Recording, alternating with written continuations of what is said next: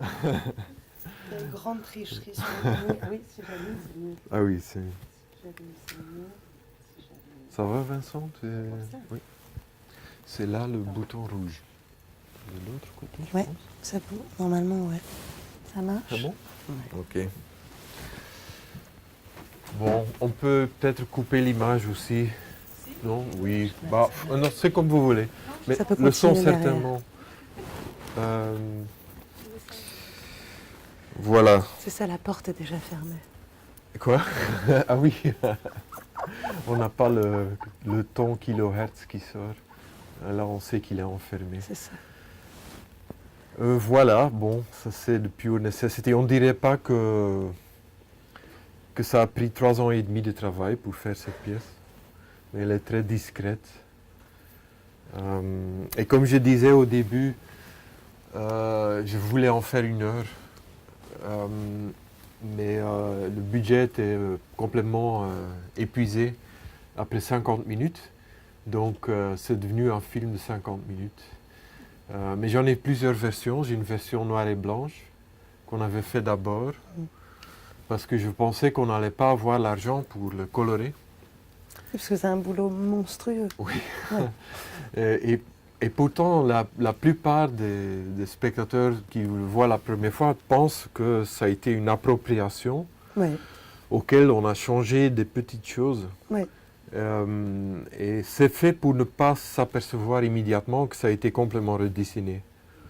C'est ça, parce que par un moment, vieux souvenir d'enfance, mais c'était quand même mon dessin animé préféré.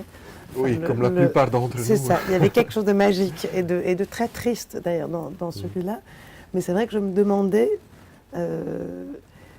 déjà ce qui est merveilleux, c'est qu'on se pose la question, pendant les premières, jusqu'au bout d'un moment, on se dit, mais est-ce qu'ils s'ennuyaient à ce point-là? On se demande si à cause de la musique, à cause du dialogue, on ne se rendait pas compte qu'ils avaient l'air à ce point-là tristes et de s'ennuyer. Au bout d'un moment, on comprend qu'en fait c'est toi qui a fait en sorte qu'ils s'ennuient tous et que les têtes se baissent de plus en plus. Et puis au bout d'un moment, on se rend compte que c'est pas comme si lui il manquait ou que tu l'avais enlevé de l'espace, c'est carrément il n'existe plus. Il n'existe plus. Ouais. Non. Quand j'avais développé cette idée pour la pièce, j'avais envisagé qu'il existait deux énergies. Une que j'appelle une énergie très sucrée que veulent les enfants, une énergie très explosive jusqu'au moment où l'épuisement et les enfants tombent en panne. Et l'autre qui m'intéressait plus et qui, en fait, la première énergie, c'est l'énergie du film original. C'est une sorte d'émancipation d'un jeune garçon par des animaux prédateurs qui normalement le mangeraient. Mais il existe tout ce film avec la danse qui est entièrement rythmée, duquel on ne peut même pas presque rester assis. Ouais. Et qu'est-ce qui se passe quand on enlève tout ça? Comme si on prenait une piqûre et on enlevait tout ce sucre et on laissait les animaux rester sur eux pendant 60 ou 70 ans, sans boulot, avec comme souvenir qu'ils avaient eu dans les années 60 une carrière d'acteur très brillante et très énergétique. Et qu'est-ce qui se passait quand on... Et surtout, j'avais en tête les enfants, quand même, puisque les enfants réagissent de façon très directe et les adultes ont tendance à contrôler mieux, mais les enfants réagissent de façon assez brutale contre ça. Ils veulent sortir. Maman, quand est-ce que le film a fini? Quand est-ce qu'on peut aller à la maison? Et au début, quand le film a été programmé plusieurs fois dans des salles de cinéma, et l'erreur que tout le monde faisait, les programmateurs, c'était de faire semblant comme si c'était un film pour parents et enfants. Et ce n'était pas du tout le cas, ce n'était pas du tout pour enfants, puisque les enfants ils réagissent assez violemment contre ça. Mais surtout aujourd'hui, je pense, parce que c'est vrai qu'il y a un rapport à l'ennui qui a disparu. Enfin, il y a une hantise générale de l'ennui chez les adultes, mais alors chez les enfants, on est passé à... Oui, Les gens sont très soucieux de savoir si les enfants s'ennuient ou pas, oui, oui. alors que c'est vrai que déjà de ma génération, les parents s'en foutaient. C'est-à-dire que si on s'ennuyait, c'était vraiment... c'était un peu de notre faute et on n'avait qu'à trouver... Oui. Je pense qu'il y a 30 ans, les enfants seraient restés en se disant qu'ils n'avaient pas le droit de dire qu'ils attendaient qu'il se passe quelque chose. Aujourd'hui, c'est fou si d'un coup les enfants carrément rejettent. Oui, je pense aussi en effet que l'usage de temps a été atomisé beaucoup plus qu'avant et qu'une perte de temps, c'est devenu une vraie perte de capital et que ça s'étend aussi vers les enfants et vers l'éducation, ça me semble assez clair. Et la question reste, qu'est-ce qu'on fait avec tous ces concepts qu'on a jetés dans la poubelle, tous ces, disons que l'ennui. Est-ce que les vacances, par exemple, et d'ailleurs aujourd'hui je lisais sur le texte de Roland Barthes sur l'écrivain en vacances, est-ce que les vacances c'est encore une des seules réserves où on peut perdre son temps? Mais le problème n'est-il pas que quand on nous pousse à perdre notre temps ou se détendre, que ça a l'effet contraire de se sentir dans une industrie et d'efficacité toujours, même si c'est temporellement négatif.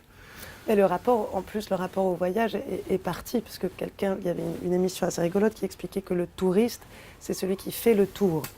Et ce qui implique qu'il y a un chemin, qu'il y a un départ, et puis il y a un tour, et puis il y a un retour. Et c'est vrai que on se rend compte, ou quand cette phrase merveilleuse qu'il y a dans l'Odyssée, de dire que ton chemin soit long, Ulysse, il y avait une idée que le chemin, que les moments où on se perd, que les moments d'abandon, les moments de rien, nous construisaient, alors que c'est vrai qu'aujourd'hui, ce qu'on définit comme étant des vacances, c'est aller le plus vite possible d'un point A à un point B, si possible dans le point B, avoir tout ce qu'on a dans le point A, donc la télévision, une sécurité, un peu la même nourriture si possible, ou en tout cas celle qu'on s'est imaginée qu'on aurait avant de partir. Parce qu'il y a une idée de non-départ qui est absolument terrible et de plus laisser faire.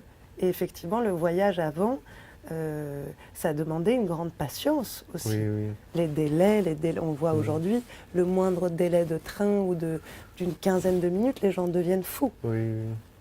Dans le tourisme, il y a aussi, il peut y avoir une certaine gêne parce que ce qu'on fait pour se sentir profondément heureux comme touriste, c'est de mesurer ou de comparer les expériences qu'on a,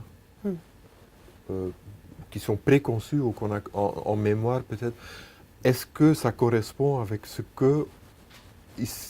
qui se trouve dans l'endroit dans lequel nous sommes, où nous nous trouvons maintenant? Et si je ne me trompe pas, c'était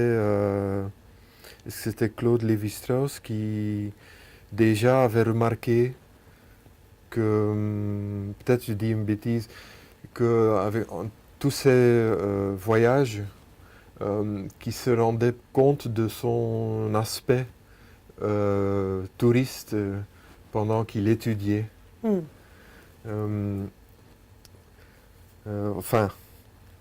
C'est une pensée. Mais aussi, si je pense aux années 60, les années 60, je pense que ça a été fait en 67 ou 68, qui sont quand même les high days de la cinéma. Et que le livre de la jungle, l'animation était le film le plus cher, et en fait c'était un des succès plus grands en animation à l'époque. Que c'était les années, on pourrait dire c'était les années après-guerre. Il y avait un peu plus de 20 ans après la Deuxième Guerre mondiale.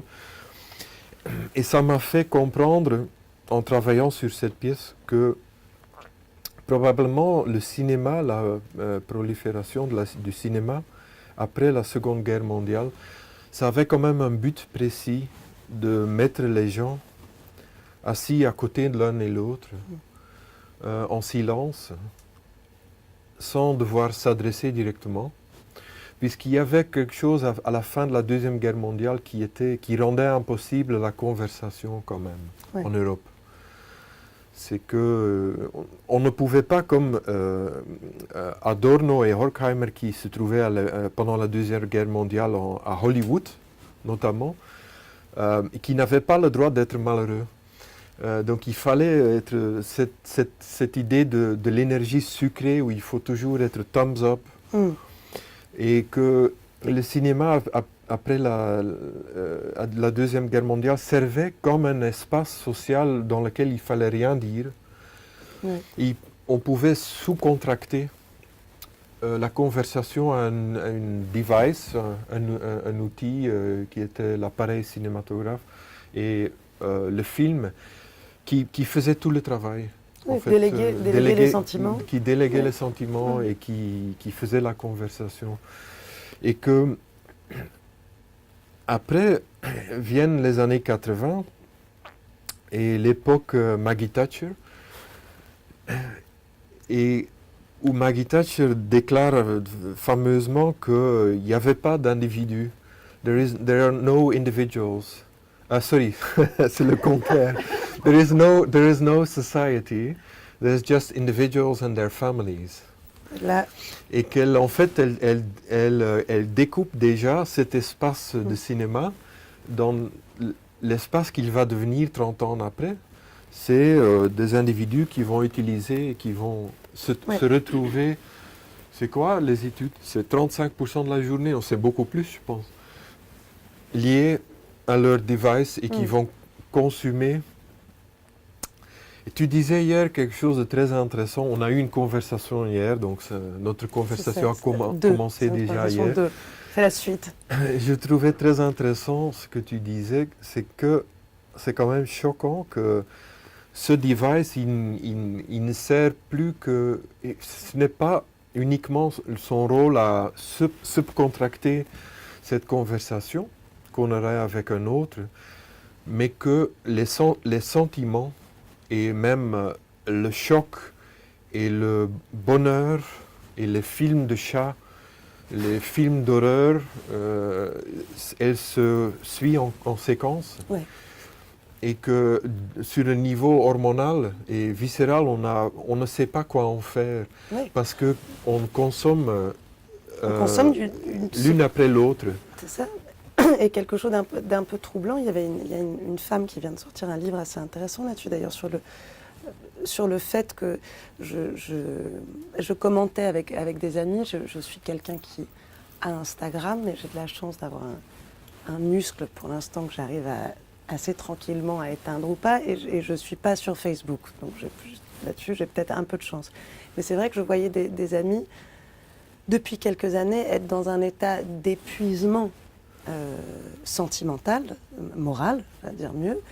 Et c'est vrai que je regardais ça en me disant que c'était quand même assez troublant de voir qu'en gros, on était passé dans une ère du sentiment. Les gens passent leur temps à parler de ce qu'ils ressentent, des sentiments, et qu'effectivement, si j'analysais un peu de loin, entre avoir cette année ordinateur systématiquement allumé avec une sorte de scrolling et de passer finalement comme une sorte de Paris-Match cinglé, de passer d'enfants en morceaux par terre en Irak à la page d'après, un chat plutôt drôle et mignon, et puis la page d'après, un appel à détester une chose ou une autre, puis un appel à adorer quelque chose, et que finalement même la manière de participer appartient à aimer ou ne pas aimer, thumbs up ou thumb down.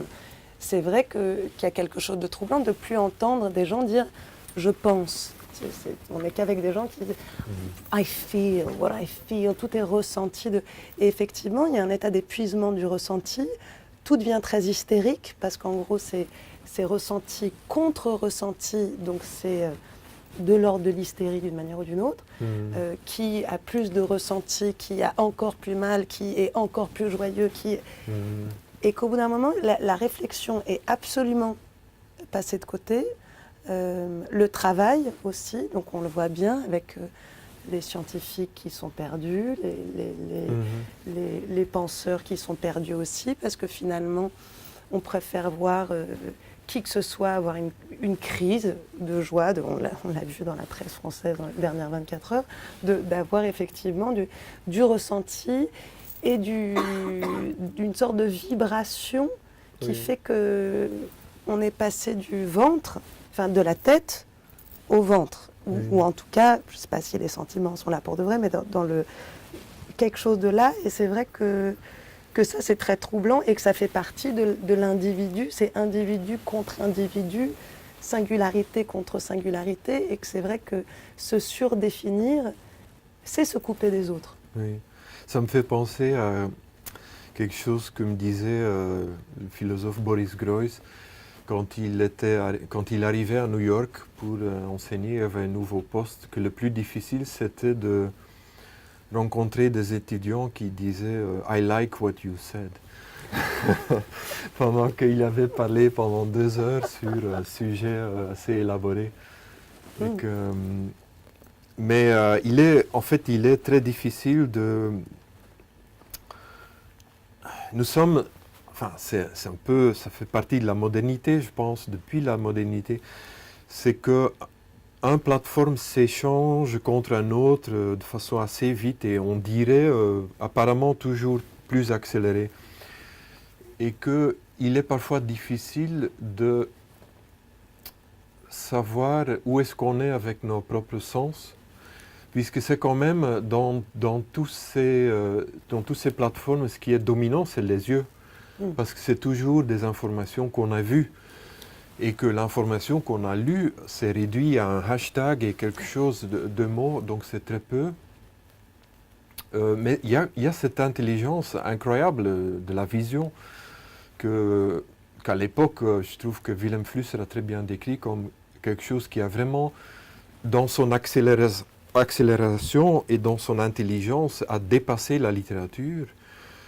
Avec une certaine vengeance, puisque c'était le mot écrit qui d'abord avait la puissance, et que la culture d'image, avec son intelligence rapide, lightning fast, l'a échangé. Mais elle a eu comme conséquence qu'en fait on ne sait pas, et ça c'est à l'époque digitale probablement... si on peut le dire comme ça de façon banale, l'époque digitale, beaucoup plus explicite, c'est que c'est quand même surtout le sens des yeux qui sont dans le jeu. Pendant que la différence avec nous, maintenant en 2018, et le début de l'excitement au début de l'époque d'Internet, début des années 90, c'est qu'on rêvait à l'époque d'exclure le corps. Mais après 25 ans, on se rend compte que le corps est toujours là, et les oreilles sont toujours là. On n'a toujours pas réussi à couper les différents sens qu'on a dans des catégories bien... Et qu'on se rend compte que le virtuel, ou le digital si vous voulez, impose toute une nouvelle ordre au système de matérialité ou de matériaux et d'objets dans lesquels nous ne savons pas encore très bien quoi en faire. Et bien sûr, génération après génération, les parents voient leur enfant faire des choses, ils se disent « Ah, c'est de la magie ». Ils font ce que nous ne savions pas faire à cette époque-là. Mais c'est juste en fait un échange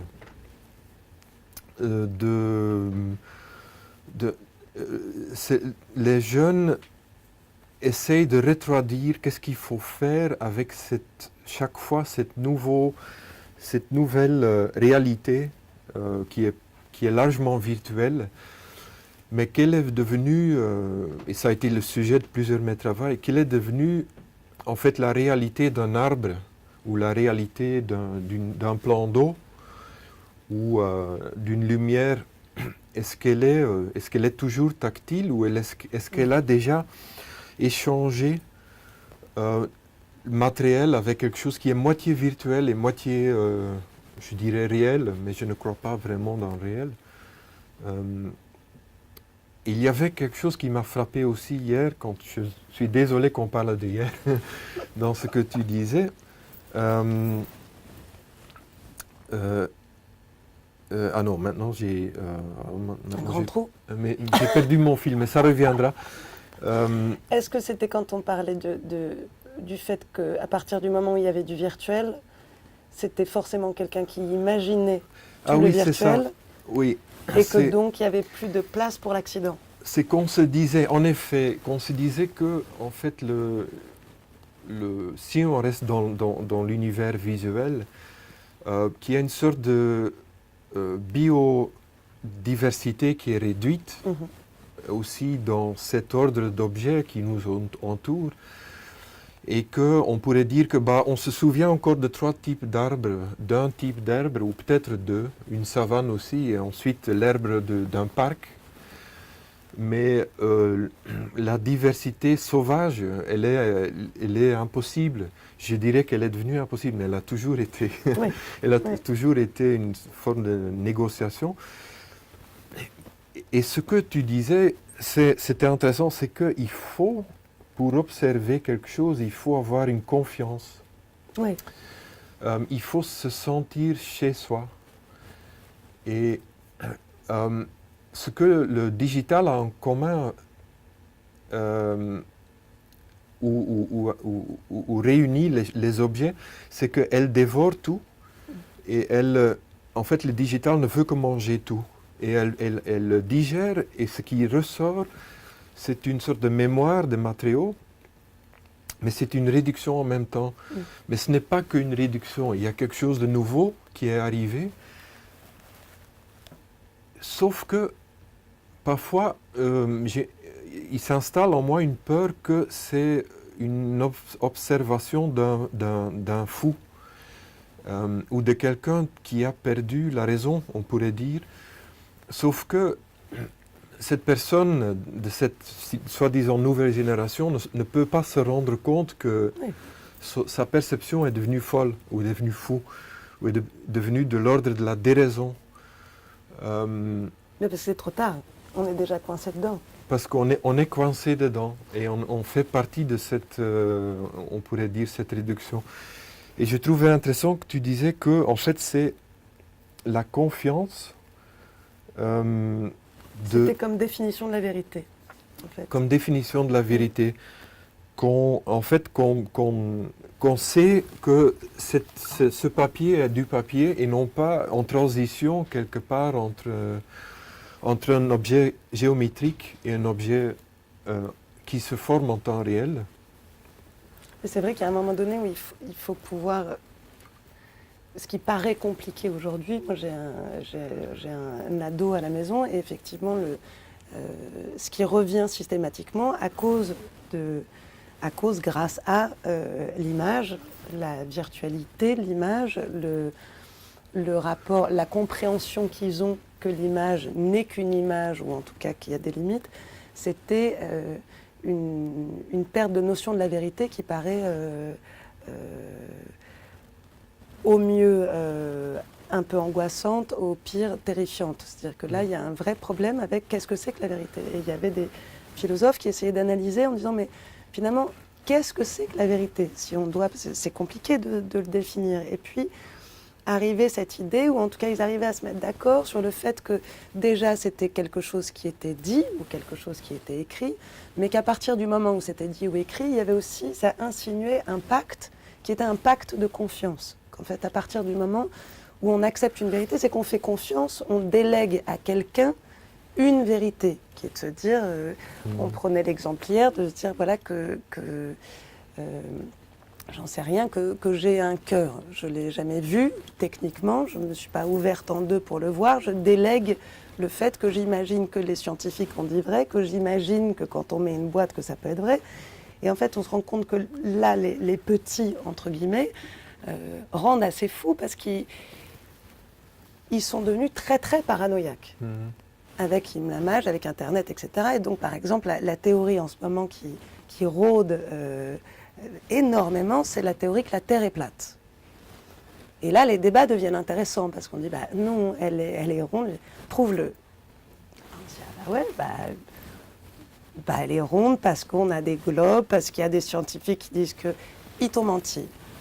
Quand on prend l'avion, on voit une certaine courbe. Non, c'est une courbe, c'est parce que tu es dans l'avion et que tu as sentiment là. Il y a des gens quand même qui sont partis dans des satellites. C'est des films qu'on vous montre. Et là, on se rend compte effectivement que la vérité n'est qu'un rapport de confiance. C'est qu'à un moment donné, on a accepté de déléguer à un scientifique ou à quelqu'un le fait que c'est vrai ou non. Et c'est vrai que dans ce monde de la virtualité, dans ce monde de l'image finalement, et dans le fait qu'on peut un peu nous amener de plus en plus loin dans l'image, on en parlait hier sur le fait que là, il y a des techniques maintenant pour capter votre visage. J'en parlais avec une actrice américaine à qui c'était arrivé, qui est plutôt très connue, qui a donc une voix où il y a une banque de données de sa voix. Elle a fait une 50aine de films, son visage est connu. Et puis, il y avait un interview qui était sorti où elle n'a jamais fait cette interview. Ces mots n'ont jamais été dits par elle. Et sa bouche bouge et les mots sont dits et c'est sa voix à elle. Et là, on arrive à une limite de quelque chose, de se dire comment est-ce qu'elle prouve. Donc on est presque dans le procès de Kafka, c'est-à-dire que là, on est dans quelque chose de fou. Il n'y a plus de preuve de rien. Oui.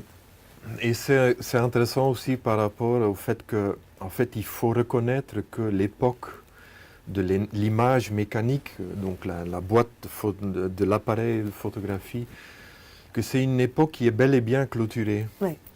Et que, à mon avis, qui a servi comme un système de régulation. Vraiment, pas par accident, au début de l'industrialisation. Moi, je dis parfois l'industrialisation de la vie. Et que la photographie est venue comme un moment de vérification, même si on sait très bien que très vite après cette auto-vérité que promettait la photographie, elle est devenue un outil immédiatement de manipulation et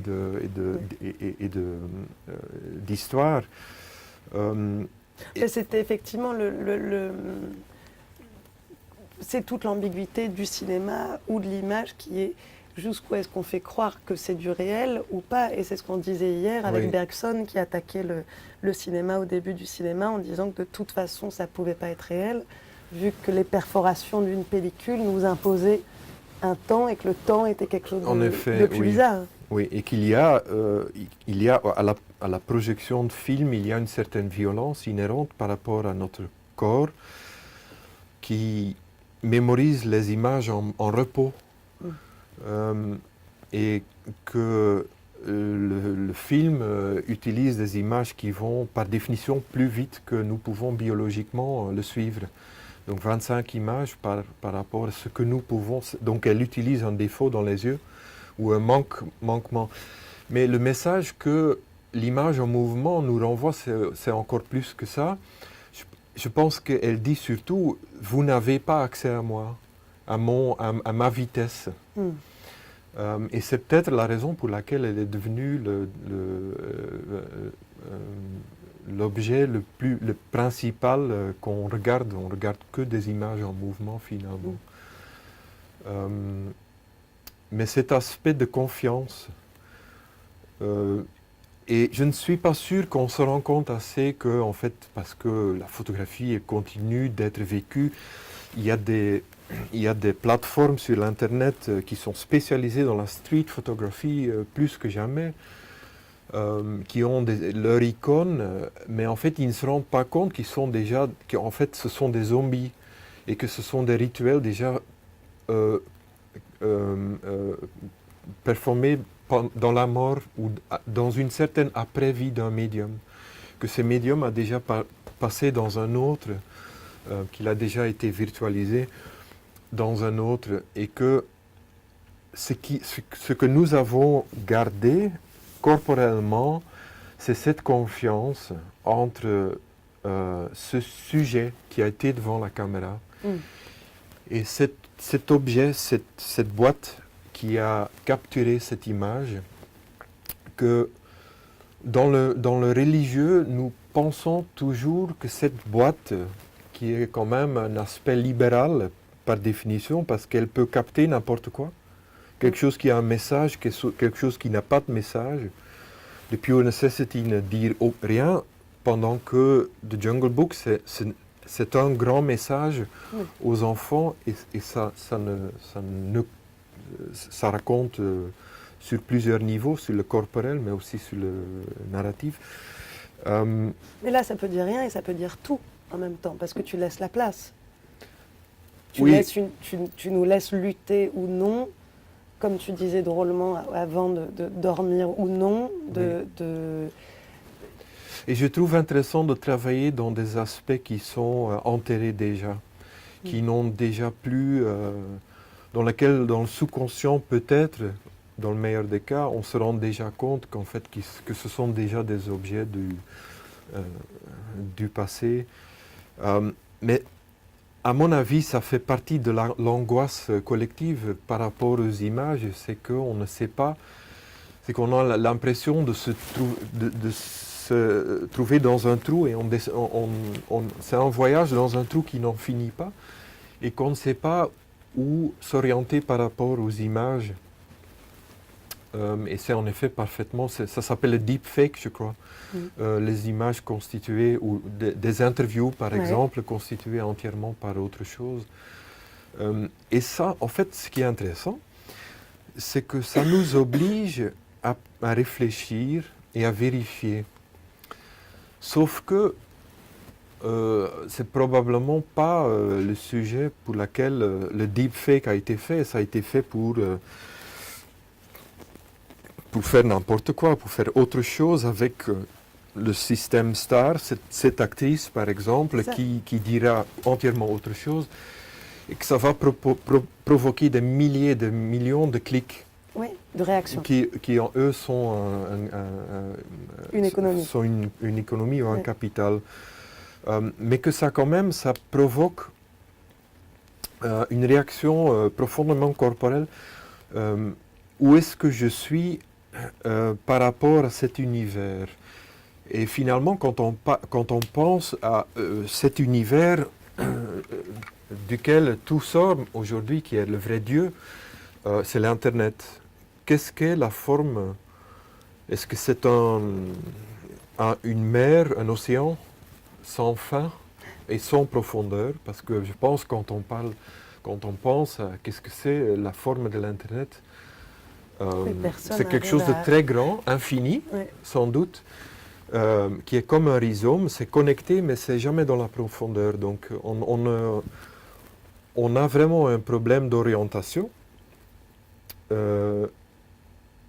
Et maintenant, je pense à Leibniz, qui en fait, qui a annoncé la perte du point de vue de Dieu et qui l'a changé en un point de vue de deux,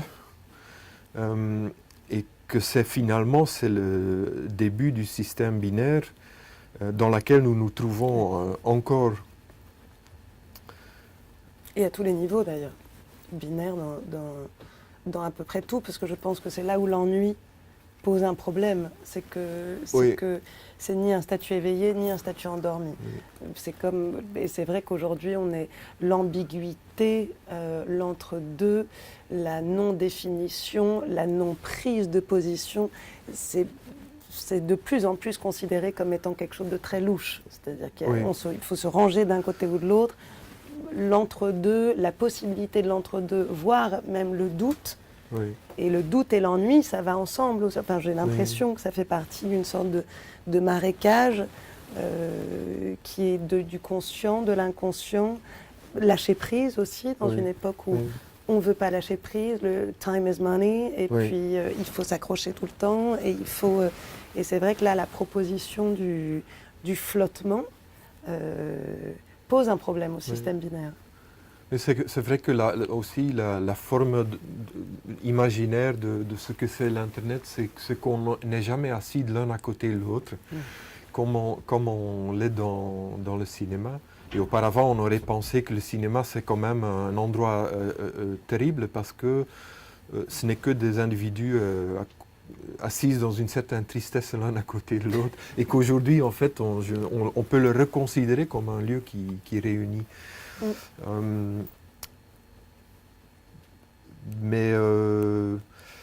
Bah oui, c'est ça, hein, c'est un peu ça la difficulté quand on regarde le monde comme hyper individuel. Ça veut dire qu'on se dit qu'on n'a pas de référence, hein, et qu'on est tout seul finalement, hein. Et que je pense que ce qui est en train de passer avec cette image que je définis comme peut-être banalement l'image mécanique, celle qui a commencé avec l'invention de la pellicule ou de fin de la lithographie par Niepce et maintenant, c'est qu'on doit avouer qu'en fait, c'est un peu comme ce qui s'est passé à la peinture à l'époque de l'invention de la photographie. C'est que c'était un grand choc. C'est un choc viscéral qui choquait chaque artiste, puisqu'on se sentait dépassé, etc. Mais il y avait un rapport à la vérité qui avait changé. Et je pense que c'est ce qui se passe à l'image automatique, enfin à l'image mécanique ou électronique.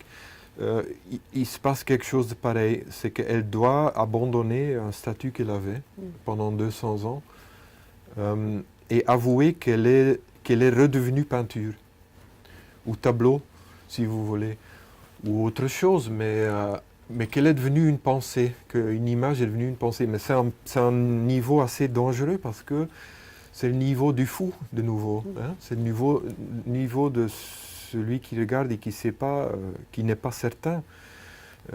Est-ce que ce qui lui entoure, ou est-ce que c'est de l'ordre du réel? Est-ce qu'on peut la faire confiance? Et aussi avec l'idée qu'on délègue plus beaucoup, parce que finalement, si on pense au tableau, alors évidemment, il y avait des autoportraits, mais il y avait quand même une idée de... Il y avait un temps, on sortait d'une réalité à partir du moment où on faisait, où on peignait, ou quand on faisait, même en photographie, on peut garder un peu l'autoportrait, mais c'était compliqué on déléguait à un moment donné, on pouvait peut-être être quelqu'un qui faisait que des autoportraits, qui les développait eux-mêmes et qui faisait, mais sinon ça passait un peu par l'autre. C'est vrai que ce qui est troublant avec les téléphones, c'est que tout le monde est le propre photographe, réalisateur, monteur, styliste, scénariste de sa propre vie. Et que d'un coup, on délègue plus à l'autre et surtout, on est maintenant la narration de ce qu'on se raconte de nous-mêmes. Et c'est vrai que ça, c'est troublant parce qu'on... c'est très intéressant, ça. On ne voit plus ce que l'autre peut voir de nous. Et c'est vrai que c'est intéressant. Moi, j'adore Instagram parce que je trouve les selfies très intéressants. Et c'est vrai qu'il y a des gens où, par exemple, on peut voir une centaine de selfies qui se suivent et c'est le même angle. Des fois, la même pièce. Et là, on se dit, c'est quand même un peu de l'ordre de la pathologie, au bout d'un moment où ça devient quelque chose d'intéressant, de se dire, cette personne, clairement, ne s'aime que comme ça, de cet angle-là, dans cette pièce-là. Et on voit ça comme étant ce qu'est cette personne-là, en fait. Et c'est vrai qu'aujourd'hui, si on est curieux de quelqu'un, c'est la première chose qu'on va voir, en fait. C'est plus ce que les gens disent de quelqu'un, alors sauf si maintenant on va tous se mettre à mettre des commentaires et à mettre des étoiles, un peu comme les restaurants, les livraisons, etc. Et que peut-être qu'on pourra voir si on est quelqu'un de valable ou non via le réseau des autres. Mais sinon, ce qui est assez intéressant, c'est qu'on est la présentation de nous-mêmes, par nous-mêmes, pour nous-mêmes, face au monde. C'est un format pathologique, peut-être, hein, d'une foi qu'on a dans le soi de l'image, dans la vérification de l'image, dans ce que quelqu'un a appelé mutual authentication, de l'objet et de l'auteur. Hein. Oui, et je suis dans Internet, donc j'existe. Oui. Depuis que j'ai commencé à travailler dans le virtuel, dans ce qu'on pourrait dire le 3D pictorial, je me suis rendu compte assez vite de cet aspect qu'il fallait discuter et débattre de tout ce qu'on allait faire. Et que, en fait, ça faisait, je suppose que c'est la grande peur de Hollywood, ou des acteurs en général, donc tu dois le savoir, que il y a bien un endroit où on devient remplaçable, Oui.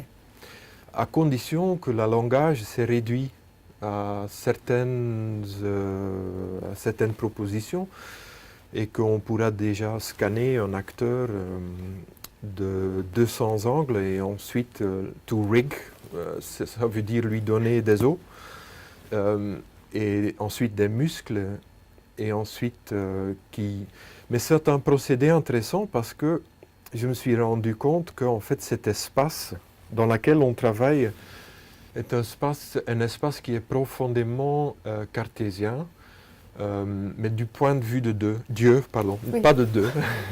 Mais d'un coup, c'est toi qui es Dieu, ou c'est vous qui êtes de Dieu. Dieu, où il faut délibérer pour chaque décision.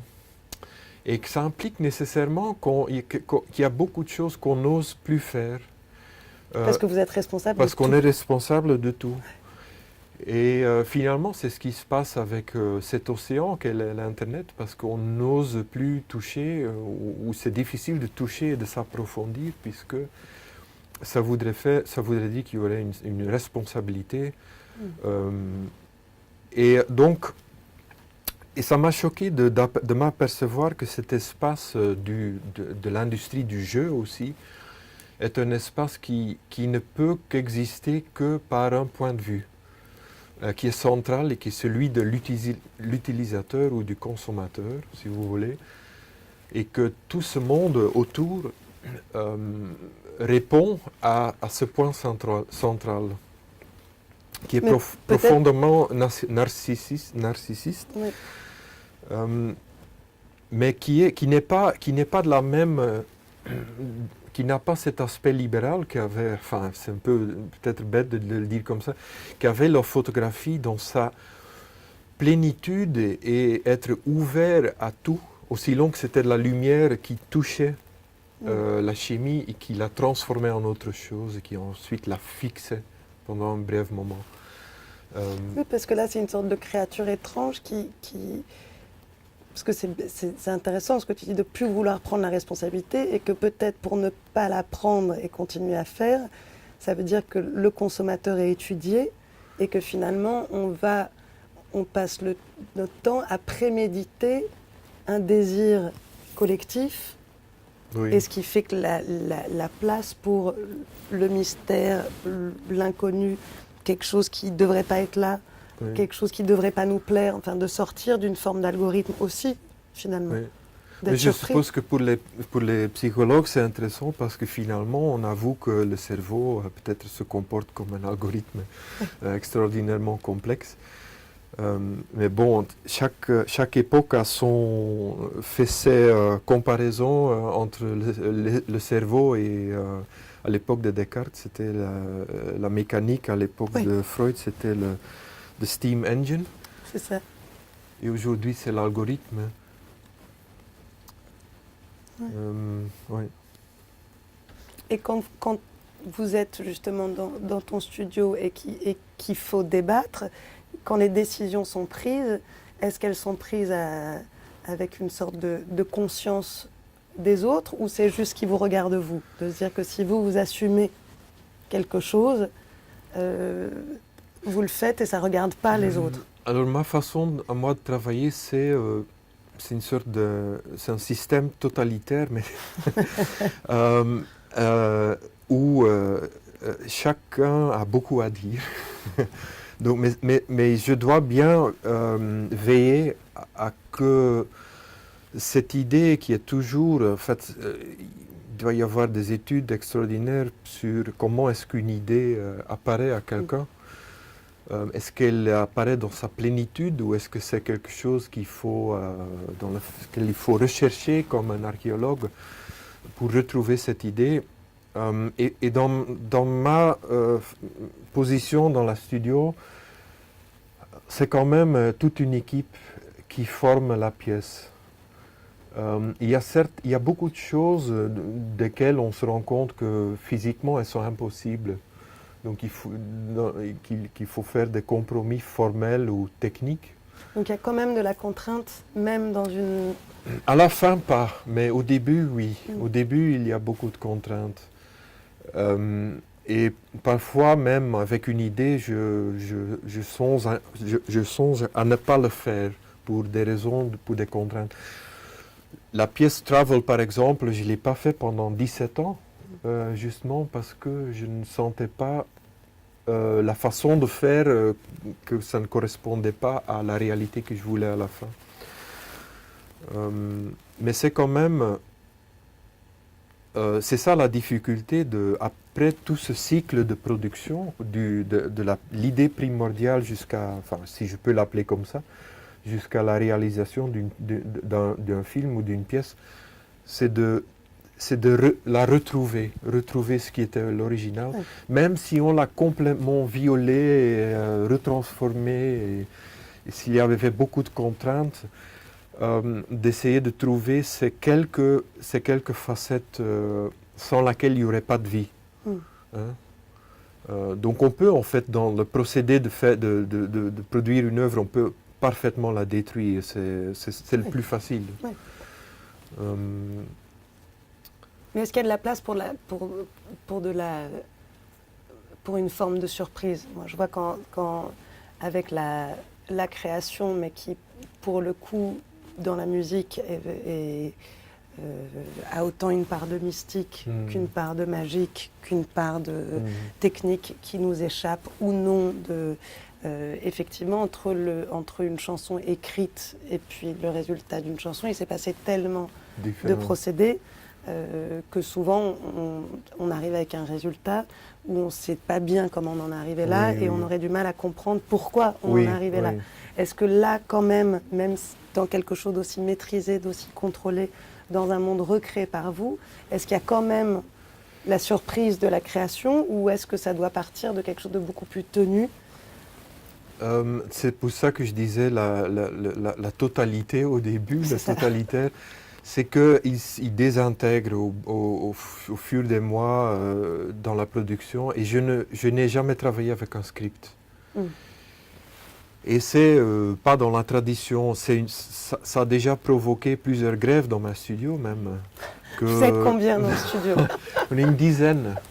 Que David avait de nouveau pas de script et qu'il faisait un peu n'importe quoi et qu'il fallait le suivre dans l'obscurité totale. Et c'est ça, l'obscurité totale, en fait, ça fait partie de la virtualisation. C'est que le script, je le refuse pour les raisons que je sais très bien que, par exemple, une des dernières pièces, on a fait avec une centaine de figurants, et j'avais une pièce en tête, mais pas d'image précise. Et chaque fois qu'on laissait entrer un figurant, je voyais mes assistants me regarder, maintenant il sait ce qu'il veut. Et ça apparaissait, et c'est une réalité aussi, que je ne savais pas toujours ce qu'on veut. Et je pense que c'est du même ordre dans la musique. C'est que... Mais après, il faut le cacher. Oui. Moi, j'ai appris en tant que chef que je ne sais pas ce que je fais, mais il ne faut pas que ça se voit. Voilà, parce sinon, il y a une panique générale. C'est ça l'ordre du perplexe, c'est à la fin. C'est tellement perplexe que ça apparaît comme si c'était né en parfaite forme dès le début. Mais quand même, traditionnellement, quand on travaille avec une équipe, ils écoutent le chef, et c'est difficile pour eux de voyager avec toi en essayant de trouver ton chemin dans le noir complet. Et c'est la règle dans l'image virtuelle, c'est que tu es comme comment on dit ça, un mole. Une taupe. Une taupe. Ouais. C'est que ce n'est qu'à partir d'une certaine mémoire, d'une réalité haptique, sensorielle, mais on est dans le noir complet, et c'est de là qu'on essaye de retrouver un rapport avec ce qui a été vécu. On me demande souvent pourquoi est-ce que vous faites des pièces tellement élaborées. C'est parce que c'était des images pensées, et que d'ailleurs je pense que le futur de l'image est dans la pensée. Mais il y aura une résistance qui sera souterraine. De taupe. Et qui va s'en souvenir de ce que c'était les accidents. et de ce que c'était. Non, les accidents vont évidemment continuer à exister, mais ça deviendra ça, la grande fête et la grande joie, c'est que l'algorithme a produit des choses entièrement inattendues.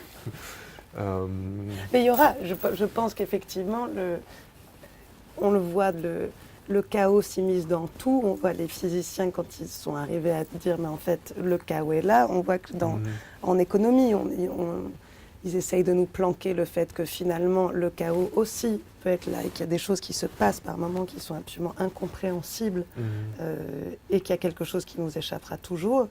Après, c'est vrai que ce qui est rigolo, c'est de voir je ne sais pas jusqu'où l'homme aime l'imprévisible.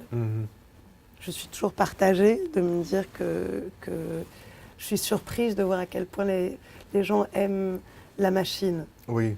Moi, j'aime pas beaucoup la machine en général, mais je suis surprise de voir qu'autour de moi, ça aime plutôt la machine. Si ça peut se passer bien, pourquoi être aussi tordu de vouloir que ça se passe moyen ou que ça déraille?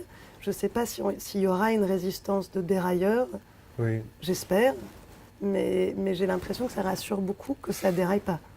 Mais je pense que si c'est vrai que la modernité dans laquelle nous nous trouvons, c'est toujours l'industrialisation de tout aspect de la vie, ça veut probablement dire qu'en effet, que la plupart possible des choses, on va les sous-contracter vers la machine. Pourquoi? Parce que la machine est innocente. Elle est, auparavant elle était innocente, c'est un peu le rêve de Frankenstein ou de Metropolis, ce que la machine ne peut pas. Elle est docile. Docile, mais elle ne peut pas faire, elle n'a pas le côté catholique de vice. Le vice. Le vice. Elle n'a pas ce côté-là, elle ne peut pas l'avoir puisque de toute façon elle est toujours programmée par l'être humain. Et qu'il y a évidemment un moment où... et ça, mon seul souci, c'est qu'est-ce qui se passe aux images, puisque c'est l'ordre dominant. Et est-ce qu'on peut garder cette plénitude qui est la vraie joie de l'invention de la photographie, c'est que et ce système régulatif, je pense d'ailleurs pour une raison que je ne sais pas vraiment, mais que sans photographie, le monde n'aurait déjà plus existé, puisque c'était un système de référence qu'il ne fallait même pas faire confiance, mais qui était là de toute façon. Et donc maintenant, il faut dire adieu à tout ça. Si on le veut ou pas. Mais comment le faire, comment avoir cette... Et la machine, elle a déjà transformé d'aspect, puisqu'on la considère déjà comme plus intelligente que notre propre cerveau. Et ça, c'est quand même assez récent. C'est qu'on s'est entouré de ça aussi. C'est vrai que on s'handicape. C'est vrai que je parlais avec un ami qu'effectivement, jusqu'à preuve du contraire, nos grands-parents, ou en tout cas nos arrière-grands-parents, peut-être nos grands-parents, étaient entourés d'objets qu'ils pouvaient réparer. La voiture, ils la comprenaient, la radio, elle pouvait être... on était entouré d'objets compréhensibles et avec lesquels on était dominant. C'est vrai qu'aujourd'hui, bien évidemment, aucun de nous comprend ce qu'il y a dans son téléphone, dans sa bagnole, là, on est entouré de choses. Oui. Et moi, j'ai toujours peur, mais je ne sais pas si c'est possible. Quand j'étais petite, je n'arrivais pas à comprendre la chronologie humaine. Et j'avais toujours envie de mettre Moyen-Âge, Antiquité, Renaissance. L'idée qu'il y avait Antiquité, Moyen-Âge, Renaissance m'angoissait beaucoup parce qu'effectivement, je me disais, mais comment est-ce qu'on a pu désapprendre? Oui. Parce que c'est quand même terrifiant quand on voit qu'effectivement, on arrive à faire des dômes et qu'ensuite, pendant 900 ans, il n'y a plus personne qui est capable de construire un dôme sur la Terre parce qu'en fait, on a totalement oublié et qu'on y revient, quand je vois aujourd'hui à quel point on délègue à la machine, je me dis, est-ce qu'on serait capable de revenir à une forme de Moyen-Âge qui est que d'être entouré d'objets qu'on ne serait plus capable de créer si la machine, si pour je ne sais pas quelle raison apocalyptique ou comme dans un film, si d'un coup la machine s'arrêtait, on serait entouré de quoi? On n'aurait plus accès à rien quand on y pense. Il n'y a plus une banque, il n'y a plus une transaction, il n'y a plus un, enfin, on est dans un état de dépendance, pas que morale, technique. Oui. Mais il y a certains qui disent que en fait, nous reculons vers le 19e siècle. Mais on pourrait dire en fait nous avançons vers le 19e siècle. Et pourquoi pas cette époque juste avant l'invention de la photographie? Pourquoi pas? C'est un peu arbitraire. À une époque où on se rend quand même bien compte que la plupart des aspects spontanés qu'on a en commun sont maintenant faits par des cartes de crédit et par exemple, les petites trottinettes qu'on peut louer ici. Imaginez-vous que vous n'avez pas une connexion Internet au moment que vous voulez vous arrêter à l'utiliser. C'est la panique totale. Mais ça veut dire qu'en fait, je ne peux pas dire quelqu'un, mais j'ai envie de dire quelqu'un a le pouvoir. Et en anglais, on dit the rent master. C'est celui qui prend le loyer. Le loyer. Le loyer. Ouais.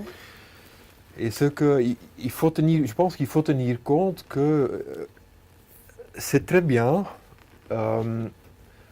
toute cette information gratuite, tous ces applis qui sont gratuites, mais il ne faut pas oublier qu'à un moment donné, ça va dire stop. Maintenant, si ça ne vous ennuie pas, voulez-vous payer s'il vous plaît? Ça, on le sait, c'est une évidence. Mais comme geste plus général, je pense que ça devient une règle. Qu'il y aura de moins en moins de choses qu'on pourra faire en autonomie sans cet aspect loué.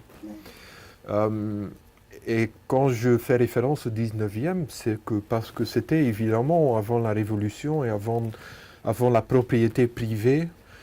Donc je pense que ce qu'on donne, c'est évidemment la propriété privée. En échange de beaucoup d'autres choses, sans doute. Et que peut-être on s'accroche aussi à quelque chose qui... Moi, je suis troublée quand j'essaye d'alarmer, parce que je suis une très méchante mère qui essaye d'alarmer mon fils de temps en temps, et quand je dis, mais t'imagines, tu donnes toutes tes données, et t'imagines, et j'en sais rien pour n'importe quoi, même avec ces séries de Black Mirror ou des trucs comme ça, on dit, mais t'imagines, si tu regardes un porno sur Internet, tu peux te faire hacker, il peut y avoir, le monde entier peut savoir. Et ce qui est drôle avec cette génération, c'est qu'ils te disent, mais je m'en fous. Oui. Et mais t'imagines, on saura tout de toi. Je m'en fous. Et d'un coup, je me suis dit, mais est-ce que c'est totalement désuet, de ma part, de penser que ça avait une valeur? Est-ce que c'est une forme d'ego, en fait, d'avoir pensé que ma vie privée avait une valeur, que mes informations avaient une valeur? Si ça se trouve, rien de tout ça a une valeur. Ça se trouve, c'est des grands... Étrangement, c'est des grands individualistes, communistes, presque, d'une manière, où comme tu dis, tout est en location, rien n'appartient à personne et c'est pas grave.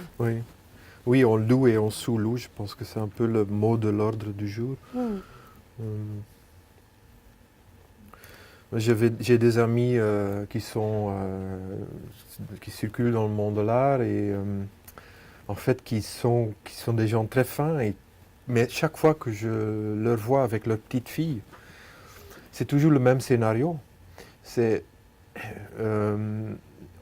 On se trouve dans un restaurant ou ailleurs, ou dans un café, et c'est toujours l'iPad qui va vers la fille et qui... et on voit la bulle se former autour d'elle. Et elle va dans son cocoon. Le mouvement de corps change, ça devient très mou.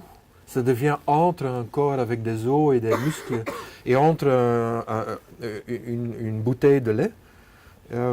Et ça devient quelque chose qui est entièrement consommé, mais en même temps... Avec cette vertèbre-là, je l'avais dit, c'est tous des bossus. Ils sont tous comme... Ça ressort. Qui d'un moment à un autre peut se réveiller, hein, parce que c'est peut-être nous pensons encore à une version d'immersion qui est encore de l'ordre de Dieu, quoi, cette immersion totale.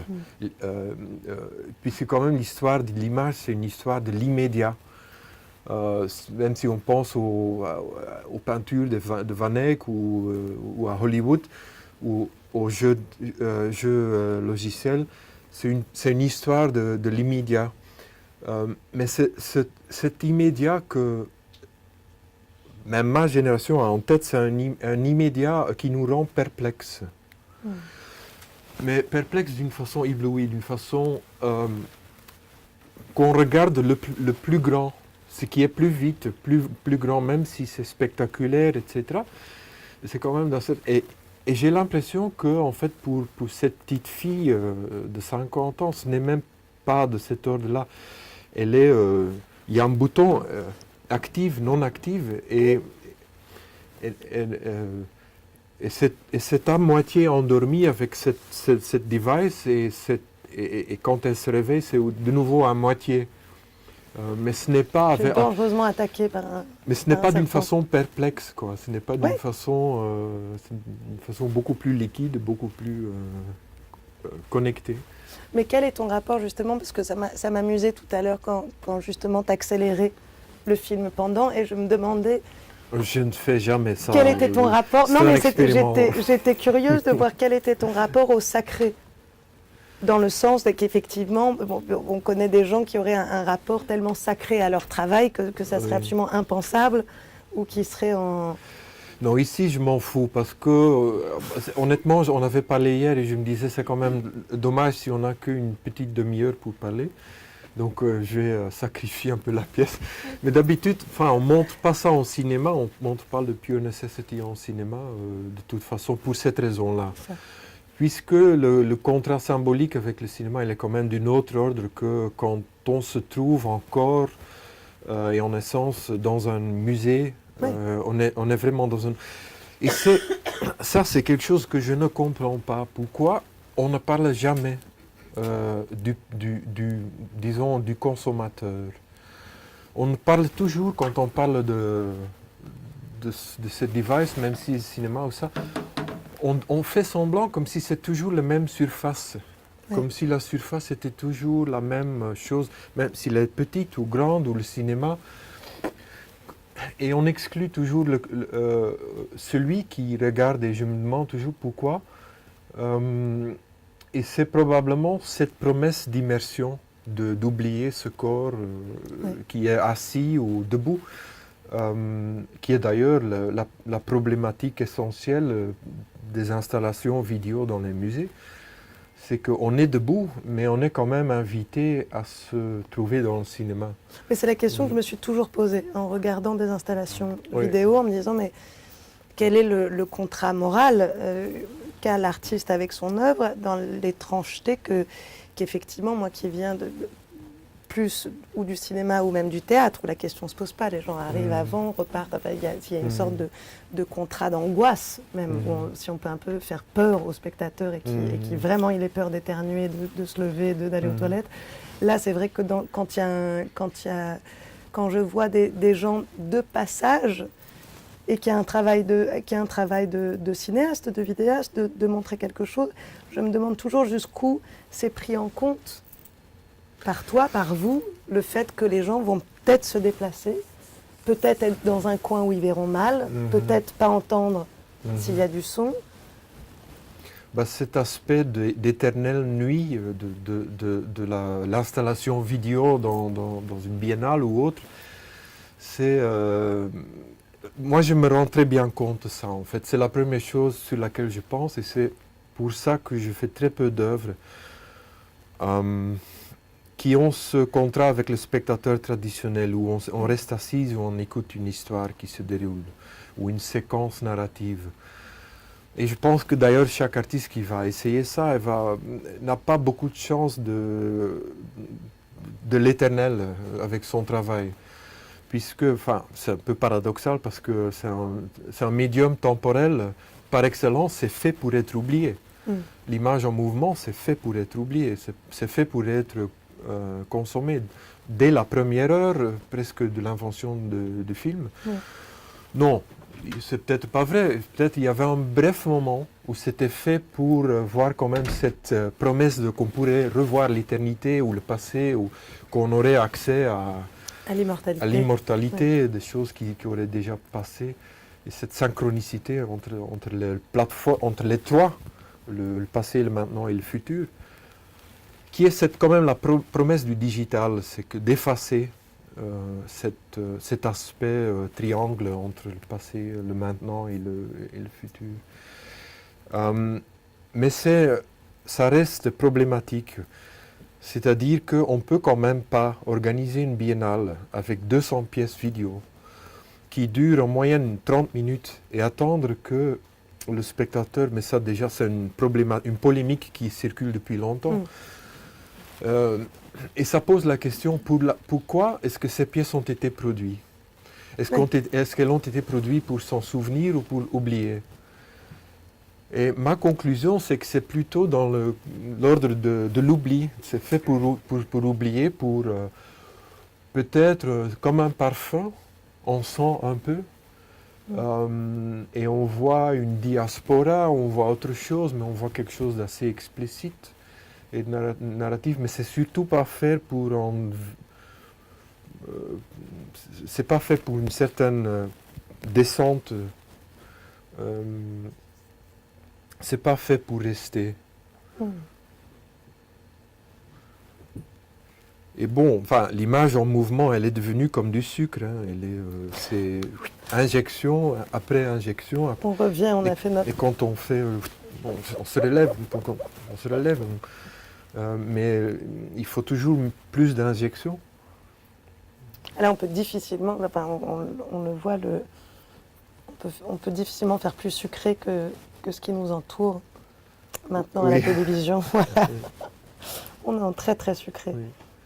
Mais je suis persuadé qu'en fait, le plus qu'on essaye de virtualiser, le plus qu'on se sent confronté avec des aspects banalement comme les excréments, comme la digestion, comme le sueur, on dit ça en français, le sueur, des choses qu'on ne veut plus être confronté avec. Donc, le plus qu'on descend dans la virtualisation, le plus qu'on est confronté avec les choses que la virtualisation voulait oublier. Et ça, c'est intéressant. Moi, j'ai tout mon espoir là-dedans. Et il faut. Oui. Il faut. Et c'est pour ça, d'ailleurs, que je travaille toujours avec des matières simples, comme l'eau ou les ombres ou le vent. Qui sont des matières plutôt de l'ordre du témoin que de l'acteur. Ce ne sont pas des... Mais on n'a pas encore parlé de ça, mais ça devient peut-être un peu tard. Mais en fait, après avoir fait cette pièce-là, je me rendais compte que j'étais depuis longtemps un amoureux de l'arrière-plan. De ce qui naît, et pendant que je travaille dans un système de film qui est du système de cinéma et du star, où tu es dans la perplexité par l'avant-plan, par ce qui se passe, par ce qui se déroule à l'avant-plan, la narration, toutes des événements significants. Et que mon amour, c'était vraiment vers les plantes et vers les ombres, vers les choses qui n'ont pas un vrai futur dans le cinéma, et qui ont été écartées comme ça, comme témoins plutôt que acteurs.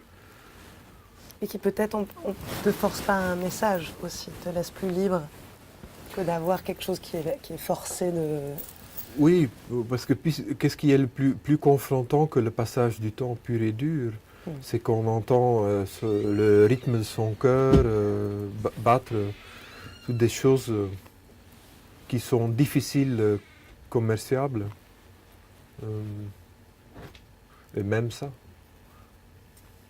Mais c'est vrai que ça c'est drôle avec l'idée qu'à partir du moment où tu es dans la virtualité et donc où tu dois tout inventer,